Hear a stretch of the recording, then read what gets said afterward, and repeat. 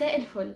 النهارده جايه كده اكلمكم عن مجموعه زيوت، اهم حاجه فيها ان هي زيوت طبيه مش من عند العطار. يعني مفيش اوبشن ان هي ممكن تكون بايظه، ممكن تكون مضروبه، ممكن ما تجيبش افكت في الشعر، ممكن توقع الشعر، الحاجات دي كلها. هكلمكم عن مجموعه زيوت حرفيا لو اتعملت بالطريقه اللي هقول لكم عليها هتديكوا طول للشعر مش هتتخيلوه في مده قصيره قوي. فيلا خلينا نبدا. بصوا، الزيت اسمه سترونج فيل. طبعا هو غني عن التعريف سترونج فيل اصلا، بس انا بصراحه ما كنتش عارفه ان هم عاملين زيوت للشعر، وكانت جايالي هديه، فلما جربته النتيجه ابهرتني. اكتر حاجه حبيتها في الزيت ده انه حجمه كبير، الحجم بتاعه مش صغير. يعني ممكن نشوف كام، 200 ملي. مكتوب بقى عليه انه فيه زيت ايه، هقول لكم، بس هو ريحته زيت جوز هند جدا. يعني اكتر حاجه فيه زيت جوز هند. هو موجود فيه فيتامين اي، زيت زيتون، موجود كمان زيت جوز هند، وموجود زيت جوجوبا، وزيت حية تقريبا. ف اكتر حاجه باينه فيه زي ما قلت لكم هو زيت جوز الهند. كنت بستخدمه ازاي بقى؟ انا عايزه اقول لكم ان انا مستخدماه اصلا من فتره طويله، وانا حاسه لسه مليان، يعني لسه فيه تقريبا قد كده. طبعا الزيوت احنا متفقين ان هي متتحطش على الشعر وبتتساب، فاحنا بنعمل بيها حمام زيت. ايه الطريقه اللي انا كنت بعمل بيها حمام الزيت ده؟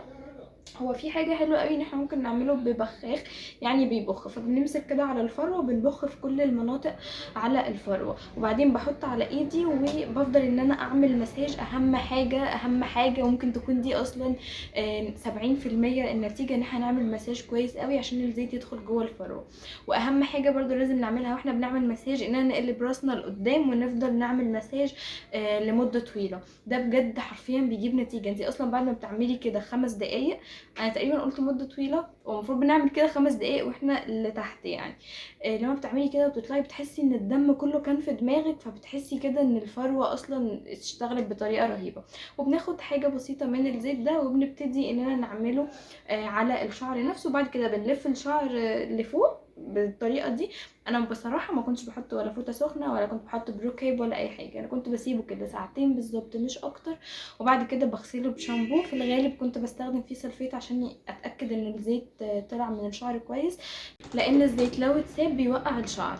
فكنت بعمل كده ساعتين وبغسله، وبنعمل كده مرتين في الاسبوع، مش بنكتر عن مرتين في الاسبوع. ولما بتخرجي بقى بتحطي السيرم بتاعك او الكريم او اي حاجه انت مرتاحه عليها وبتسرحي شعرك. انا لاحظت بصراحه نتيجه. طبعا خلينا متفقين ان الشعر مش بيطول فجاه بتلاقيه قد كده، هو بيفضل يطول سنتي بسنتي، وفي الغالب بيكون سنتي في الشهر كله.